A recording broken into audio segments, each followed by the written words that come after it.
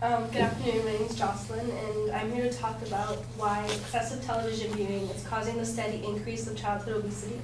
We all know childhood obesity is a vastly growing epidemic. My first point is TV viewing may take away from the time children spend in physical activities.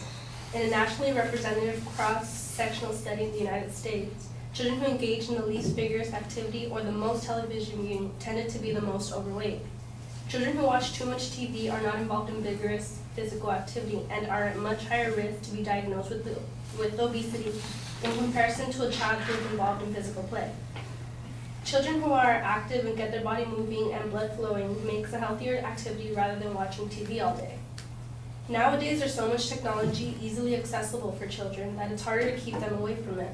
Instead of reading books or coloring, children are watching TV, playing PlayStation, or using iPhones. In a research conducted by the Kaiser Family Foundation, they found children ages 8 through 18 spend an average of 7.5 hours a day using entertainment media. Children are so hung up on their iPods and TVs that they'd rather play basketball on their electronics than to pick up an actual ball and go outside. TV viewing is a contributing factor to childhood obesity because it may take away from the time children spend in physical activities, which lead to increased energy intake through snacking and eating meals in front of the television, which influences children to make unhealthy food choices, which correlates to my next point. Children are influenced to make unhealthy food choices through exposure to food advertisements. One study found that children who were exposed to television content with food advertising consumed 45% more food than children exposed to content with non-food advertising. Children may have a fast food logo burned into their head.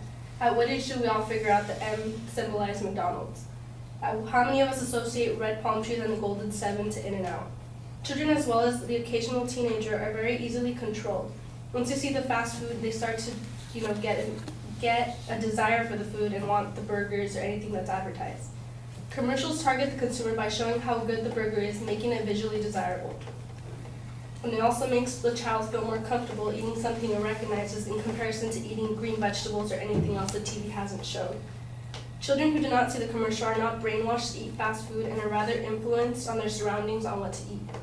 Nearly all food commercials shown on the television are high in fat, sugar, and sodium, which cause nearly all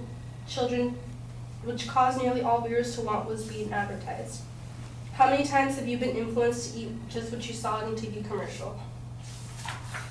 It also doesn't help that commercials for fast food all involve young-looking people who feel great just because they ate a cheeseburger, rather than showing how you'd really feel and really look after eating that burger. Companies try to slip its viewers a placebo, making it look good for you when it's clearly not. That's what the fast food industry trains children to want what they're selling. They also use happy children and cool effects to make it more desirable. Children think if they eat the fries or chicken nuggets that they'll just be happy and cool like the kids on TV.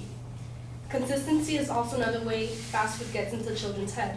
According to the Kaiser Family Foundation, kids watch an average of over 10 food-related ads every day. Constant reminders of drinks full of sugar and candy make children want it that much more. How many times do you think those ads run in one children's show? Fast food industry spends more than $5 million a day marketing unhealthy foods to children, which in my opinion is way more than enough to influence unhealthy food choices that leads to childhood obesity. Thank you.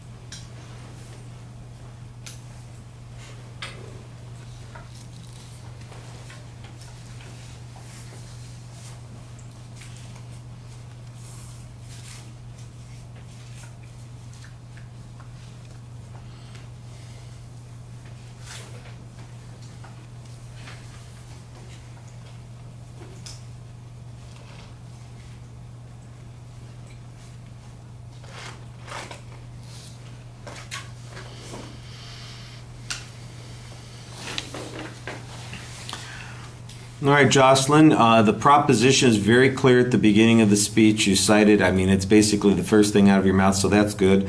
There's no preview of what the supporting structure is going to be at all. You launch right into the body of the speech with the first point.